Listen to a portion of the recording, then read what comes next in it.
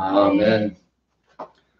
이 시간 하나님께서 저희에게 주신 말씀은 요한복음 19장 13절로 16절까지입니다. 요한복음 19장 13절로 16절까지입니다. 신약성경 181페이지입니다. 신약성경 181페이지 스마트 주보에도 올려드렸습니다. 함께 봉독하십니다. 빌라도가 이 말을 듣고 예수를 끌고 나가서 돌을 깐 뜰에 있는 재판석에 앉아 있더라. 이날은 유월절의 중지일이요 때는 제6시라. 빌라도가 유대인들에게 이르되 보라 너희 왕이로다. 그들이 소리지르되 없이 하소서 없이 하소서 그를 십자가에 못 박게 하소서. 빌라도가 이르되 내가 너희 왕을 십자가에 못 박으랴. 대제사장들이 대답하되 가이사 외에는 우리에게 왕이 없나이다 하니 이에 예수를 십자가에 못 박도록 그들에게 넘겨주니라. 아멘. 오늘은 신앙인의 자리, 신앙인들의 자리에 대해서 제목으로 여러분들과 함께 은혜를 나누겠습니다. 여러분들 잘 아시지만은 이렇게 높은 자리에 앉아 있을수록 그 자리에는 높은 만큼 그만큼 무거운 책임이 있어요. 그 높이만큼의 책임. 그리고 그 책임을 잘 감당하는 사람에게는 반드시 그에 합당한 보상과 혜택이 떨어지는 것은 당연한 것입니다. 그런데 이제 요즘 많은 신문들도 봐도 그렇고 성경에서도 봐도 많은 사람들이 어리석게 책임은 뒤로 합니다. 그 자리를 누리면서 그 자리로 인한 그 보상, 그 혜택만을 탐내고 있어요. 책임은 두 번째입니다. 그런데 그러한 삶의 결말은 어떨까? 결국은 책임을 다하지 못했기 때문에 심판을 받게 되죠. 그러니까 모래성과 같이 한순간에 너무나도 허무하게 무너지게 되는 것을 성경에서도 많이 보게 되고 지금 우리가 사는 이 세상에서도 많이 보게 됩니다. 자, 오늘 본문의 빌라도. 이 빌라도는요, 예수님을 재판하면서 어땠어요? 영 깨림직했습니다. 왜냐하면 도저히 근본적인 죄를 찾을 수가 없는 거예요. 깨림직해요. 오늘 보면 14절에 보면 유대 사람들의 여론을 의식을 해서 유월절 핑계를 대서 유월절 특사로 예수님을 그냥 풀어주려고 합니다. 그렇지만 어떻게 돼요? 실패했죠.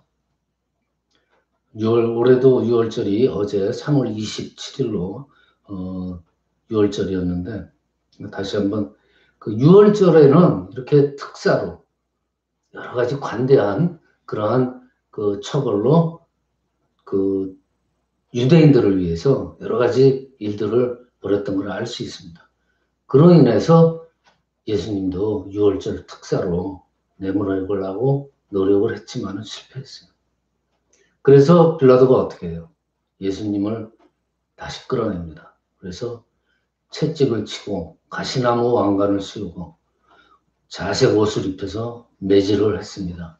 그러는 가운데 모인 군중들은 뭐라 그래요? 저 예수를 빨리 십자가에 못 박으라고 난리를 칩니다. 다시 관저에 들어와서 한 번 더 신문을 합니다. 빌라도가. 그래도 예수님을 끝까지 어떻게 한번 풀어주려고 노력을 합니다. 그런데 오늘 19장 12절 보면은 유대 사람들이 빌라도에게 결정적인 말을 하죠. 이 사람을 놓아주면은 총독님은 황제 폐하의 충신이 아닙니다. 자, 이 말을 듣고 빌라도가 어떻게 해야 될까요? 진실을 따라야 할까요? 아니면 자기가 앉은 자리에 이 권력을 따라야 할까요? 생각해 보세요. 자칫하면은 지금 빌라도 이 자신이 서 있는 자리에서 밀려날지도 모릅니다. 군중들이 황제에게 청혼을 할지도 몰라요. 저 사람 황제의 명을 받을 자격이 없다. 빌라도 자격이 안 된다. 이 빌라도가 앉아있던 자리는요, 최고로 정말 성공한 사람들만 오를 수 있는 자리예요. 기록에 보면은요, 로마의 어떤 사람은 이 자리에 오르기 위해서 지금의 돈으로 500만 불, 그러니까 60억 원, 그런 돈을 뇌물로 줘야지만이 얻을 수 있는 그러한 엄청난 높은 자리였다고 합니다. 그렇게 돈을 지불하고 뇌물로 주고 올라가서 앉으면은 그 이상의 몇 배, 몇십 배, 몇백 배의 이득을 자기가 볼 수 있는 자리이기 때문에 사람들이 길을 쓰고 오려고 하는 그러한 자리였대요. 얼마나 세상적으로 보면 귀중한 자리입니까? 이 자리를 포기할 수는 없죠. 그깟 진실이 뭡니까? 진실은 눈에 보이지도 않죠. 그래서 빌라도가 어떻게 판결을 내립니까?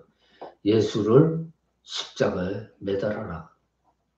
최종 판결을 내립니다. 자, 그런 이후에 빌라도라는 이름, 우리 신앙인들은 뭐라 그래요? 빌라도에게 고난을 받으사. 신앙 고백하잖아요. 매일. 이 신앙의 역사에서 명확히 우리들이 확인을 하고 매번 기억을 합니다. 본디오 빌라도.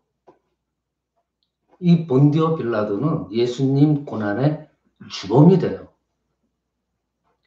역사에 아주 길이길이 남을 주님 고난의 주역으로 남게 됩니다.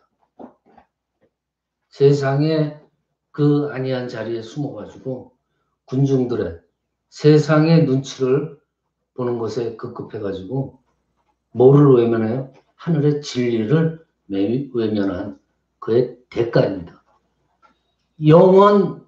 역사 속으로 영원하게 주님의 고난의 주인공이 되는 치욕을 얻게 됩니다.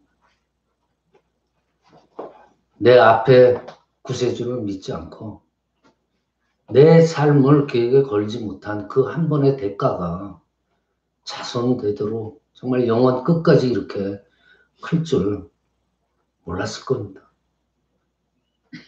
자, 크리스찬, 믿는 사람들, 우리 신앙인들의 자리는요, 주님께서 부르신 자들의 자리예요. 하늘의 영광을 위한 자리예요. 우리 자리는. 빌라도가 앉은 대리석이 깔린 그 뜰에 그 화려한 의자가 아니에요. 사도 바울은 베드로전서 2장 9절에서 우리 신앙인들을 이끌어서 표현한 게 있어요. 우리는 주님께서 택하신 족속이요. 왕 같은 제사장들이라고 그랬어요. 왕이 부럽지 않은 우리들이라고 그랬어요. 우리들 신앙인이 앉은 자리는 이 세상에 어떤 자리하고도 비교될 수가 없습니다. 정말 귀하고 높은 자리. 빌라도 가바다의 그 대리석들의 그런 우아한 자리 비교할 수 없죠. 그런 세상의 자리들은 언제 어떻게 없어질지 몰라요. 여러분들 세상의 자리가 아닌 정말 참 신앙인의 자리를 찾으세요. 자, 앞서 높은 자리에 앉은 자는 무거운 책임을 있다고 말했는데, 그러면 우리 신앙인들에게 걸맞는 책임이라는 것이 무엇인가? 신앙인이라는 그 위대하고 영원 무궁한 그 거룩한 자리에 우리가 앉아 있는데, 그러면은 그 자리에 대한 책임이 있다고 그랬잖아요. 세상에서도 있는데. 우리 신앙인들의 책임은 우리를 정말 구원의 자리로 부르신 예수님에 대한 그 책임, 즉 구원의 증인이 되어야 돼요. 그 책임감을 다할 때 하늘의 은혜와 능력, 승리, 구원, 이 모든 것이 다 우리 것이 될 수 있는 거예요. 그냥 앉아있다고 되는 게 아니에요. 그 책임감을 가진 우리가 절대로 우리 예수님을 십자가로 내몰 순 없잖아요. 그렇죠?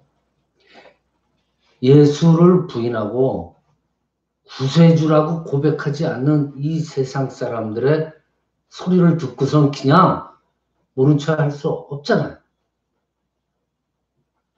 그저 그냥 난 가만히 있으면 돼. 그러면은 나는 그냥 무사고로 무탈하게 그냥 나가는 거야. 이런 안이한 생각은 안 됩니다. 구원받았으면은 증인이 돼야 돼요. 증거를 해야 돼요.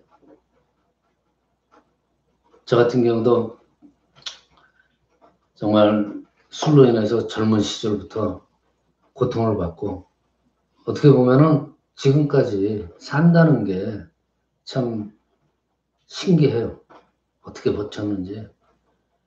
그 목사까지 사명을 주시고. 그런데 생각해 보세요. 도대체 나를 죽었어도 벌써 죽어야 될 나를 여태까지 꾸역꾸역 하나님께서 살리셨는데 그러면 과연 그 뜻이 무엇인가? 분명히 하나님께서는 나를 살리신 그 뜻에 대한 결과물을 분명히 나를 통해서 기다리실 텐데 조바심이 드는 거예요. 그게 도대체 뭔가? 도대체 나한테 주어진 사명이 뭔가? 전전긍긍하게 돼요. 지금도 조바심 나고 항상 그래요. 도대체 나를 살려주시고 나한테 이런 사명을 주시고 이런 뜻이 뭔가? 그런데 문득 깨달아요. 하나님이 인간을 지으신 목적이 무엇인지를 착각하면 안 돼요. 하나님이 인간을 지으신 목적은요, 여러분들 이 세상에 내보내서 너희들 잘 먹고 행복하게 잘 살아봐라. 한번 행복을 느껴봐라. 하고 하나님께서 여러분들을 지으신 거 아닙니다. 창세기 전반부부터 한번 보세요. 분명하게 하나님께서는 자기를 경배하기 위해서 나를 경배해라. 그래서 우리를 지으신 거예요. 찬양받기 위해서, 경외받기 위해서 우리를 지으신 거예요.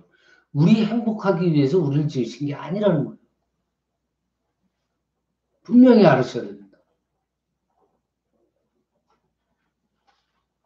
나라는 존재 자체가 하나님의 뜻에 벗어나지 않고 하나님의 구원에 동참하고 그 뜻에 따르면은 하나님이 그걸로 만족하는 거예요. 하나님이 그 뒤로는 인도하시고 그 이후에 하나님께서 나를 통해서 역사를 하시는 거예요. 그러면 우리는 어떻게 하면 돼요? 우리는 그저 감사하고 하나님께서 그토록 원하시는 경배만 드리면 되는 거예요. 그것이 우리들의 책임이에요. 신앙인들의 책임이에요.